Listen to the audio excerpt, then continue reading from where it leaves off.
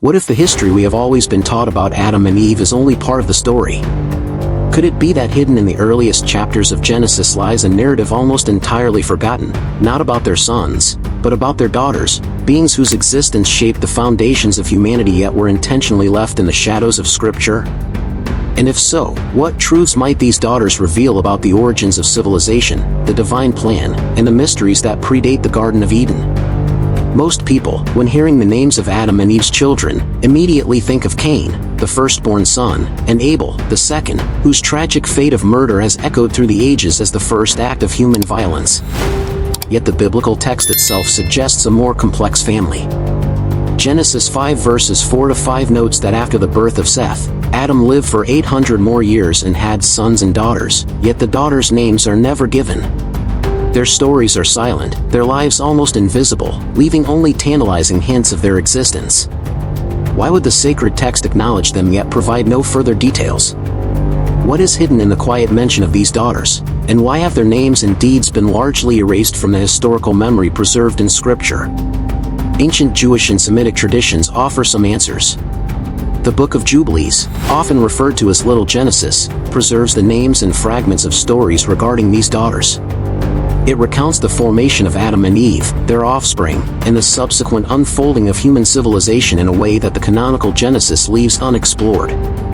Written perhaps as early as the 7th century BCE, though its origins may reach even further back, Jubilees claims that Moses received its revelations from an angel on Mount Horeb, a detail that situates these writings in direct connection with divine instruction.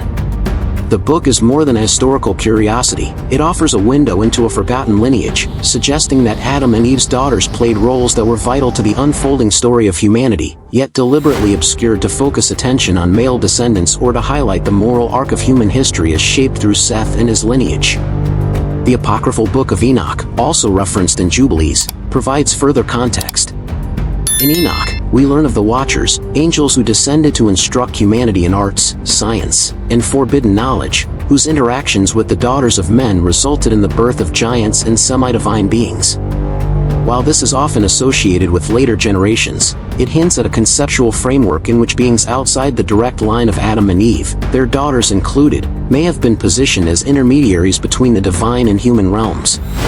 The suggestion is that the daughters, though human, might have carried a unique spiritual or intellectual inheritance, one that allowed them to witness, mediate, or even preserve aspects of a pre-human or divine knowledge long lost to later generations. Who are these daughters? The Book of Jubilees gives us names such as Avan, Azura, and others, though different traditions provide varying lists. Avan, in particular, is often interpreted as vice or potency in Phoenician Hebrew, suggesting a being of power, influence, or perhaps spiritual significance. Their identities, though fragmentary in surviving texts, point toward women whose roles were both central and dangerous, central in the sense that they were part of the initial propagation of humanity, dangerous in the sense that their knowledge, presence, and potential alliances could challenge divine order or human authority as recorded in subsequent history.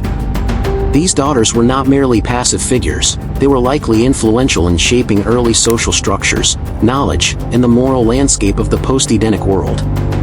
The omission of these daughters in Genesis has been the subject of much speculation. Some scholars propose that their absence reflects a deliberate theological choice, to focus on the male line as the bearer of covenantal promise in the narrative arc of sin and redemption. Others suggest that the daughters themselves represent archetypes of hidden knowledge, female agency, or spiritual power that could threaten patriarchal structures, both human and divine. Yet despite their absence in mainstream readings, their stories survive, faintly, in apocryphal texts, ancient commentaries, and mystical traditions that hint at a much richer and more complex early history than is commonly acknowledged. Consider the world in which these daughters lived. Genesis portrays the earth as already fertile, teeming with life, and fully prepared for human stewardship. But if Adam and Eve were the first humans, who tended the earth before them? Were there other beings, perhaps the Pedemic races referenced in other apocryphal and mystical writings, who had cultivated, shaped, or ruled the planet in ways forgotten by history? In some interpretations, these daughters might have been the inheritors or witnesses of a world already populated by extraordinary beings, giants, watchers, or hybrid entities whose civilizations, knowledge, and moral failures were erased to make way for Adamic humanity. This perspective casts the daughters not merely as offspring of Adam and Eve, but as intermediaries bridging worlds, chronologies, and moral frameworks that extended far beyond the garden itself. Legends from Mesopotamia, Egypt, and India resonate with similar motifs, beings of great stature and knowledge, often associated with divine or semi-divine authority, who predated human civilization as we know it. The daughters of Adam, though human, may have been intertwined with these narratives, either as inheritors, witnesses, or catalysts of events that shaped myth and history simultaneously. The Nephilim mentioned in Genesis 6, for instance, may represent descendants of such unions, their existence blurring the line between human and extraordinary, mortal and divine. Could the daughters of Adam have had interactions with these beings, influencing early human understanding of morality, power, and the boundaries of divine law? Moreover, the daughters' legacy may extend into the very moral and spiritual framework of humanity. Ancient traditions often portray women as conduits of knowledge, memory, and spiritual insight. In the absence of detailed biblical records, the daughters' hidden histories suggest that they might have been the bearers of early wisdom, mediators of divine instruction, or even participants in forbidden knowledge, echoing the cautionary tales of the Watchers themselves. Their existence raises questions about the origins of human knowledge, culture, and morality. Were these qualities entirely new with Adam and Seth, or were they inherited, transmitted, or refined through the lives of these daughters, whose names have been lost but whose influence may have endured in unseen ways? The moral complexity of their story cannot be overstated. Were the daughters inherently virtuous, rebellious, or morally ambiguous? The texts do not provide clear answers, leaving scholars and theologians to speculate based on the fragments that survive. Yet even this ambiguity is telling. Their stories, shrouded in mystery, mirror the larger themes of human history, where knowledge, power, and free will intersect with divine order. In this sense, the daughters of Adam are both mirrors and warnings, reflections of humanity's potential and its perils, encoded in stories that traverse the sacred, the apocryphal, and the legendary. Archaeological echoes may also hint at the reach of these forgotten figures. From megalithic structures to unexplained artifacts predating known human civilizations, some have speculated whether remnants of pre-Adamic or early post-Edenic societies reflect the legacy of these daughters' influence. While such connections remain conjectural, they underscore the tantalizing possibility that the daughters of Adam were part of a broader, complex world, one that intersected with both the spiritual and material realms in ways that challenge conventional interpretations of Genesis. Even within the biblical narrative, subtle hints suggest interactions between Adam's descendants and other peoples or beings. Genesis recounts Cain wandering and encountering communities outside his immediate family. Could these others have been remnants of pre-human or parallel populations, perhaps even influenced by the daughters' lineage? If so, the daughters' significance extends beyond their own lives. They may have shaped early human interactions, survival strategies, and ethical understanding in ways now forgotten. Ultimately, exploring the daughters of Adam is not simply an exercise in reconstructing lost names or genealogies. It is an invitation to reconsider the origins of humanity, the nature of divine order, and the hidden layers of history that the canonical texts merely hint at. These daughters, their identities, and the worlds they touch challenge the assumptions of linear human progression, suggesting a history richer, deeper, and more morally intricate than the simple narrative of sons alone allows.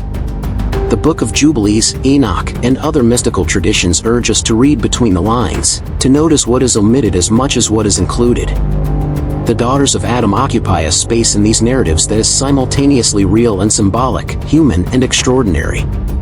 Their legacy may be lost to time, yet it is preserved in myth, allegory, and the very questions that continue to fascinate scholars, theologians, and seekers of hidden knowledge.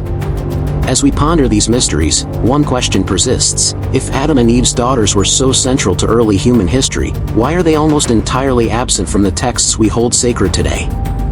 The answer may lie in a combination of cultural priorities, theological focus, and the deliberate shaping of narrative to emphasize certain lines of descent. Yet in the shadows, these daughters remain, waiting for those willing to read between the lines of scripture, legend, and apocryphal lore, to uncover their stories, and to consider the profound impact they may have had on the world long before humans claimed dominion over it. What if the daughters of Adam and Eve were not merely passive figures in the shadows of biblical history, but key participants in the earliest chapters of humanity, shaping lineages, cities, and spiritual paths? Could it be that their stories, hidden in apocryphal texts and ancient traditions, reveal truths about human civilization, morality, and the divine plan that we have long overlooked? And if so, what does that tell us about the women who stood alongside the first humans and carried the seeds of our collective future? The first daughter of Adam and Eve, according to the Book of Jubilees and other ancient Jewish traditions, was named Avan. In Phoenician Hebrew, her name is associated with potency or even vice, hinting at a complex role that went beyond simple familial connections. Avan became both the wife and sister of Cain, the firstborn son of Adam and Eve, and bore him children, including one named Enoch. The Bible briefly records that Cain, after being banished for the murder of Abel, built a city named after his son, a testament to Avan's lineage shaping human settlement and society even in the earliest days. Some traditions refer to her as Kelma, illustrating variations across ancient texts such as the Cave of Treasures, but the essence remains the same. She was a pivotal figure in the continuation of Cain's line, a line that the canonical scriptures largely overlook yet which played a role in the unfolding of human history. The second daughter, Azura, was the wife of Seth, Adam and Eve's third son born after Abel's death. Seth's name carries etymological significance, often interpreted as compensation or substitute, reflecting the role he played as the divinely sanctioned continuation of Adam and Eve's lineage. Azura, according to the Book of Jubilees, was initially Abel's wife, who became a widow after his murder. When Seth came of age, he married Azura, and from their union descended a line of pious and devoted worshippers of God. One of their sons, Enosh, is particularly significant, as Genesis 5 verses 6 to 11 records his life and spiritual dedication. It is said that during Enosh's time, people began to call upon the name of the Lord, marking a crucial development in human spirituality and devotion. Azura's role as wife of Seth and mother of Enosh situates her not just as a biological connector, but as a spiritual linchpin, preserving and nurturing the moral and religious foundations of humanity. Throughout these ancient traditions, the fertility of Adam and Eve is emphasized repeatedly. They are portrayed as the most fertile humans of their era, capable of producing hundreds of children over lifespans that approached a millennium. Modern comparisons, such as the Guinness World Record for Valentina Vassiliev, who reportedly had 69 surviving children over 27 pregnancies, highlight the extraordinary nature of Eve's fertility in contrast to known human limits. Adam and Eve's prolonged lives, robust health, and divine favor allowed them to propagate humanity extensively, ensuring not only biological continuity but also the preservation of knowledge, customs, and spiritual instruction through multiple generations. The biblical text notes that as the descendants of Adam multiplied, many daughters were born, described as beautiful and significant in the expansion of human society. Both the sons and daughters had their own ethnic distinctions, reflecting the mixed nature of Adam and Eve themselves. This early diversity contributed to the formation of multiple lineages, setting the foundation for the ethnic and racial variety observed in humanity today. Modern genetic studies, including the concept of mitochondrial Eve, reinforce this narrative, suggesting that all humans share a common maternal ancestor while preserving remarkable diversity across populations.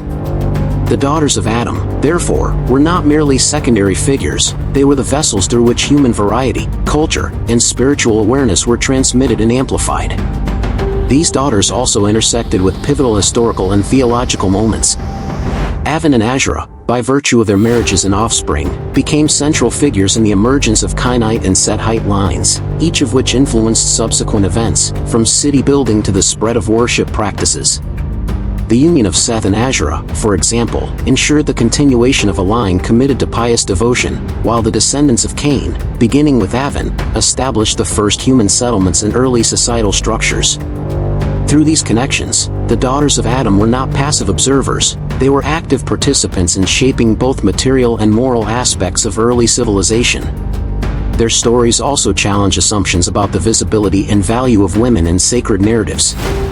While Genesis emphasizes the male lineage in genealogical records, apocryphal texts preserve the memory of the daughters, highlighting their indispensable role in human development.